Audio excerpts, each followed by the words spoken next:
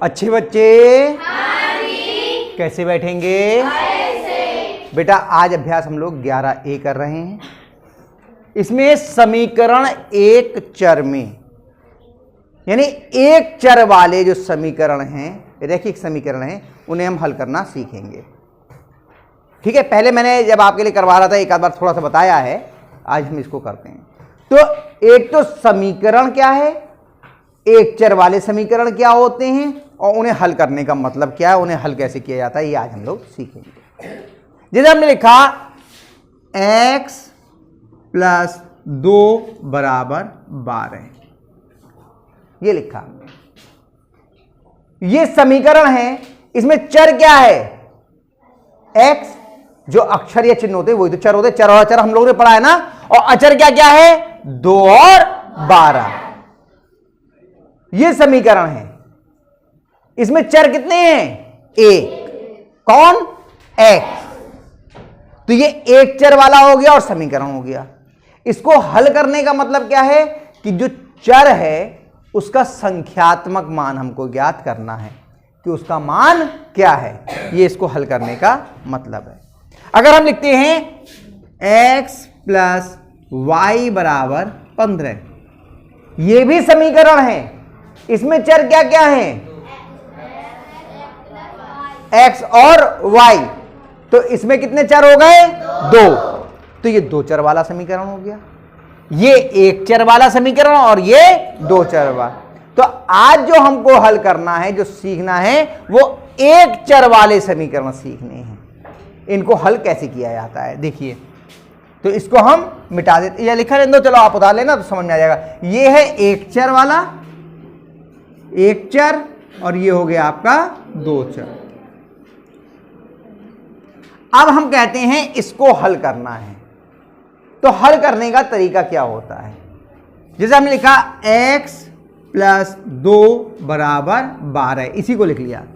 तो हमें x का मान निकालना है। क्या करना है, तो x देखिए, इधर वाला कहलाता है बायां पक्ष और बराबर के उधर वाला कहलाता है दायां पक्ष।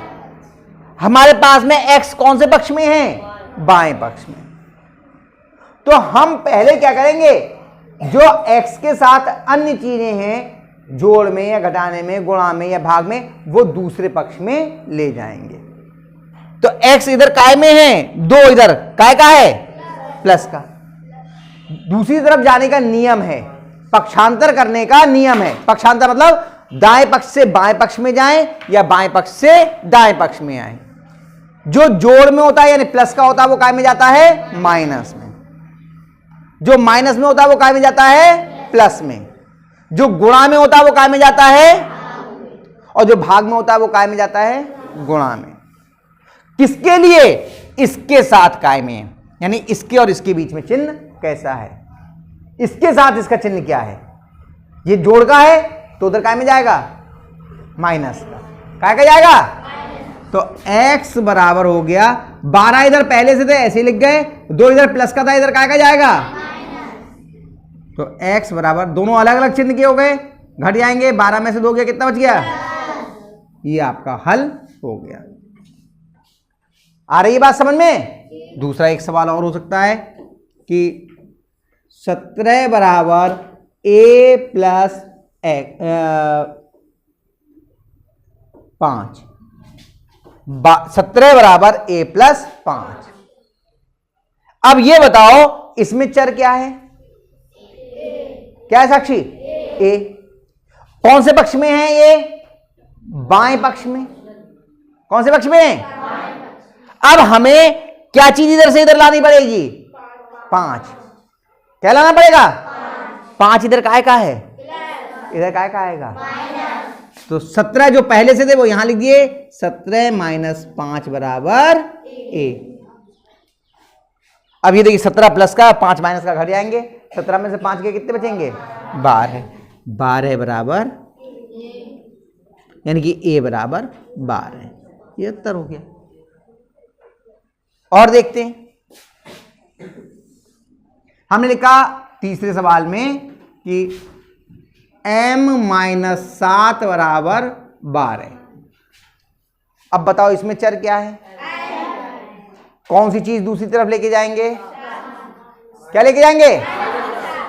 अब 7 इधर काय का है, इधर काय का पहुंचेगा, तो m बराबर 12 प्लस 7, तो m बराबर कितना हो गया, 12 में 7 जोड़ा कितने हो गए, 19। आ रही है बात समझ में? साक्षी आ रहे धीरे धीरे समझ में? विशाल आ रहे हैं?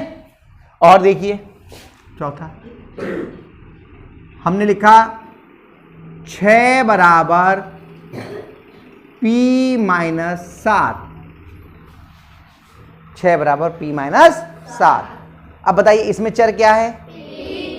देवती कहां बैठी है, क्या है चर? p। अब इधर क्या लाना पड़ेगा हमें, क्या लाना पड़ेगा, और 7 इधर काय का है, इधर काय का आएगा, इधर माइनस का है, इधर काय का आएगा, तो 6 यहां पहले से था, 7 इधर माइनस का था, इधर काय का आ गया, बराबर। अब 6 और 7 समान चिन्ह के हो गए, जुड़ जाएंगे, 13, 13 बराबर p या p बराबर 13। इतने में कोई समस्या आ रही है समझ में? क्यों आ रही है? एक और देखते हैं, 6 माइनस एक्स बराबर 12, 6 माइनस एक्स बराबर, अब बताओ चर यहां पर क्या है, तो ये x यहीं रह जाएगा, और लेकिन x काय का है, माइनस। अब 6 यहां पर काय का है, काय का है, उधर काय का जाएगा, तो हो गया 12 माइनस 6, यानी कि माइनस का x बराबर 12 में 6 के 6। अब x माइनस x का मान थोड़ी निकालना है, हमें तो प्लस के x का मान निकालना है। तो जब x का चिन्ह बदलेगा तो 6 का भी चिन्ह बदल जाएगा, ये माइनस से प्लस होगा तो ये प्लस से माइनस हो जाएगा, तो x बराबर माइनस का, आखिर में जाके बदल देते हैं चिन्ह। आ गई बात समझ में? और सवाल देखते हैं, छठवां हम लिखा 3x बराबर 12, 3x बराबर, अब बताओ इसमें चर क्या है, किसका मान निकालना है, x का, तो कौन सी चीज हम दूसरी तरफ लेके जाएंगे, क्या लेके जाएंगे, अब 3 इधर काय में का है, वैसे तो प्लस का है, लेकिन x और 3 के बीच में काय का निशान है, 3 वैसे प्लस का है, आप कह सकते हो इधर प्लस का उधर माइनस का जाएगा, लेकिन नहीं, 3 और x के बीच में कौन सी संक्रिया है, कौन सी है, तो ये इधर गुणा में, इधर काय में जाएगा, भाग का मतलब बटे में, x बराबर 12 बटे 3, 3 एकम 3 और 3 चौक 12, x बराबर 4। आ रही है बात समझ में? आ रही है? थोड़े सवाल जब खुद करोगे तो और अच्छे से समझ में आ जाएगा, अभी पहली बार कर रहे हैं, अभी हम एक बार और करेंगे तो और अच्छे से समझ में आ जाएगा, जब अपने आप करोगे तो समझ में आ जाएगा, है ना।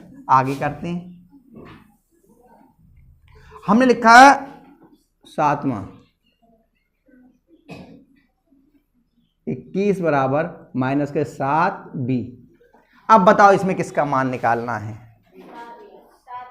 7b का मान निकालना है, चर क्या है, b का मान निकालना है। ध्यान से देखना, थोड़ा ध्यान से देखो समझ में आ जाएगा। तो b के अलावा इस दाएं पक्ष में और क्या है, अब बताओ 7 इधर आएंगे, कैसे आएंगे, भाग में आएंगे या प्लस के आएंगे, बताओ।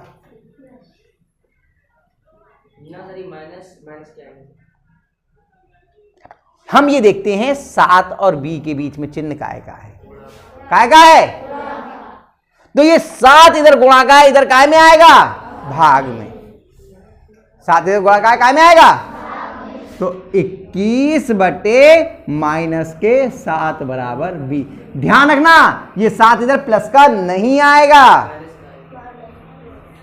माइनस का 7 b के गुणा में है, तो पूरा का पूरा माइनस का 7 ही बटे में आ गया। आ रही है बात समझ में? अब बस 7 एकम 7 और 7 तियां 21, तो ये 3 काय का आएगा, प्लस का या माइनस का, माइनस का, क्योंकि अलग अलग चिन्हों का भाग ऋणात्मक आता है, b बराबर -3। आई ये बात समझ में? आ रही है? क्यों और देखिए एक सवाल, m/4 बराबर 6। अब बताओ 4 इधर काय में है, इसमें चर क्या है, मान m का निकालना है। m बाएं पक्ष में है, m के अलावा और इधर क्या है, 4 इधर बटे में, उधर काय का जाएगा,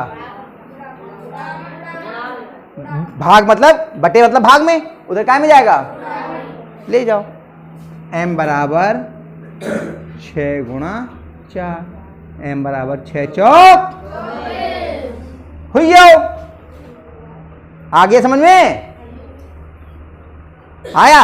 अब इन सवालों को आप उतार लीजिए, फिर यहां बुलाकर एक एक बच्चे से मैं सवाल कराऊंगा, ठीक है, तब समझ में आएंगे। उतार लो इनको।